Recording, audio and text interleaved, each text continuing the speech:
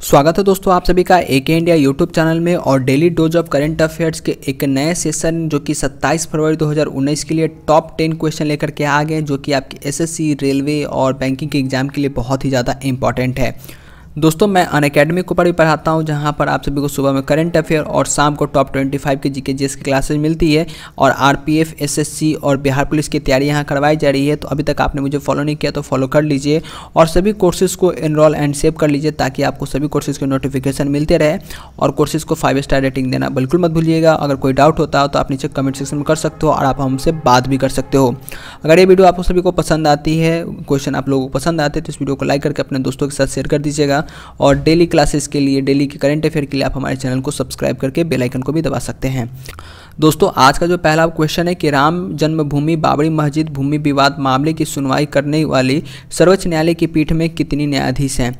यानी कि जो राम जन्मभूमि बाबरी मस्जिद पे विवाद के मामले के लिए जो सर्वोच्च न्यायालय में कितने पीठ, एक जो पीठ बनाई गई है उसमें कितने न्यायाधीश है, उसके बारे में यहाँ पूछा जा रहा है क्वेश्चन। तो इसका जो सही जवाब होगा वो 5 होगा। अब कौन कौन से लोग बैठे हैं इसकी पूरी जानकारी आप सभी को देते हैं इस एक्सप्लेनेशन में।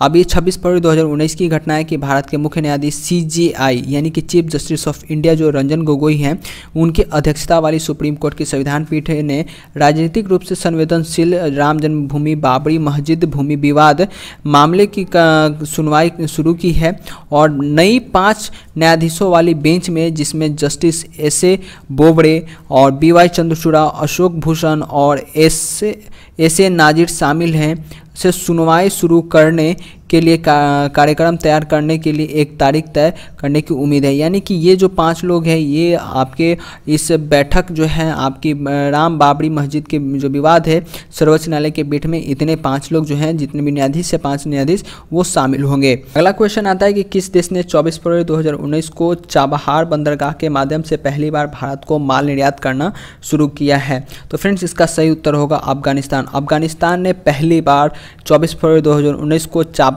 जो कि ईरान का बंदरगाह है, वहां से भारत में पहली बार माल को जो है निर्यात किया है।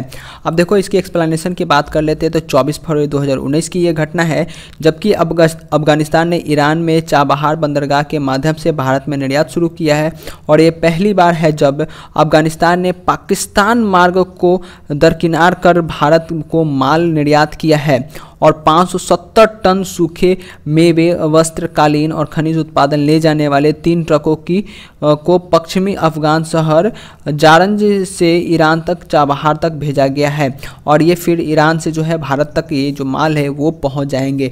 अब ये ऐसा इसलिए हुआ है कि पाकिस्तान ने जब पुलवामा अटैक किया है, उसके बाद जब है सभी कंट्री इसको घेर रहे हैं आतंकवाद के खिलाफ, और अफगानिस्तान भी इसमें बढ़ चढ़ के हिस्सा ले रहा है, जिसके कारण उन्होंने पाकिस्तान का रूट ना अपना करके ईरान का रूट अपना करके चाबहार बंदरगाह पहुंचा करके वो सभी माल जो कि भारत को चाहिए हैं उससे ईरान के द्वारा फिर जो है भारत भेज दिया जाएगा।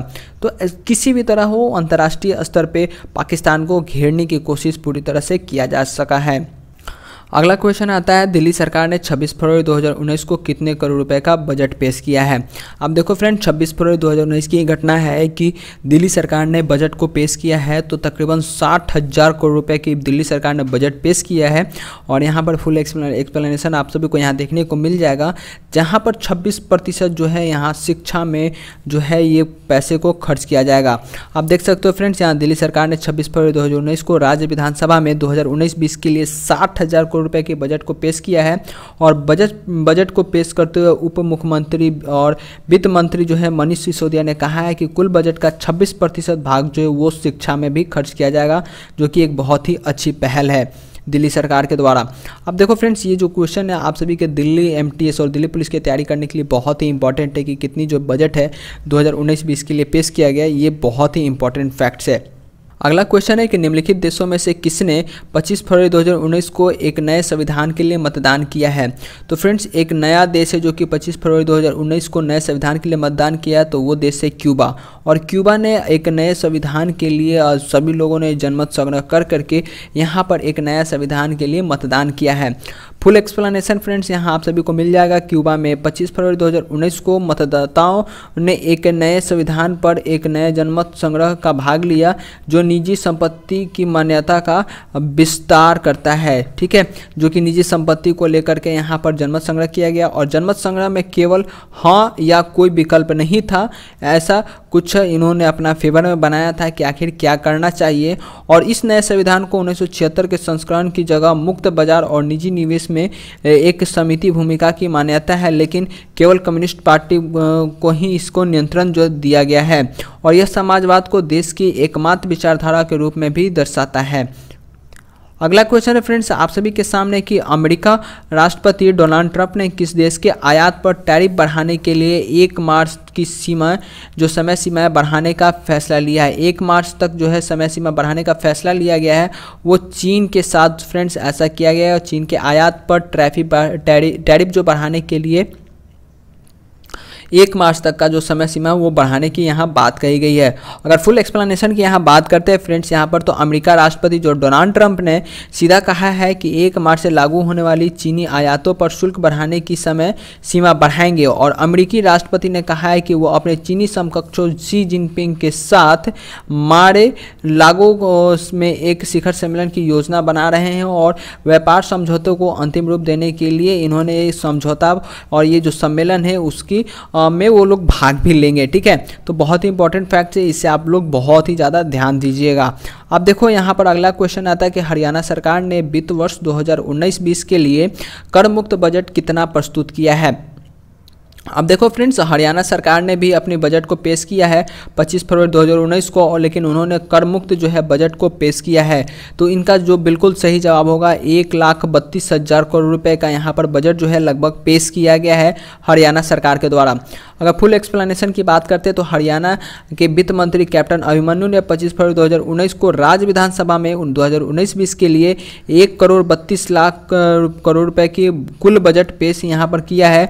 और यह बजट जो है आप सभी को अनुमानों पर 14.3% था और 2018-19 के संशोधित अनुमानों पर 9.79% है। और देखो फ्रेंड्स यहाँ राज्यों में लागू किया जा रहा है 15% सतत विकास लक्ष्यों के लिए यहाँ पर 46,000 करोड़ रुपए का भी यहाँ पर आवंटित जो है वो किया गया है। अगला क्वेश्चन आता है फ्रेंड्स आप सभी के सामने कि भारत का चौथा जो सफ़ेद सीमेंट संयंत्र है किस राज्य में स्थापित किया गया है। तो फ्रेंड्स भारत का जो चौथा सफ़ेद सीमेंट संयंत्र जो स्थापित किया गया है वो आप सभी का हिमाचल प्रदेश में किया गया है। हिमाचल प्रदेश इसका जो है बिल्कुल सही जवाब होगा। अब देखो यहाँ पर इसकी एक्सप्लेनेशन बताया जा रहा है कि अपने विविधीकरण कार्यक्रम के तहत FCI Aravali Gypsum and Minerals India Limited ने लगभग 605 करोड़ रुपए की परियोजना की लागत पर हिमाचल प्रदेश में एक जो यहाँ पर एक जगह है सिरमौर डिस्ट्रिक्ट में गांव नोहरा धार के पास एक सफ़ेद सीमेंट संयंत्र स्थापित करने की योजना बनाई और ये देश का चौथा सीमेंट प्लांट होगा और वर्ष 2022 तक ये संयंत्र को चालू करने का भी उम्मीद है। अब अगला क्वेश्चन आता है आप सभी के सामने कि 2 नए राष्ट्रीय डिजाइन संस्थान किस शहर में स्थापित किए गए हैं।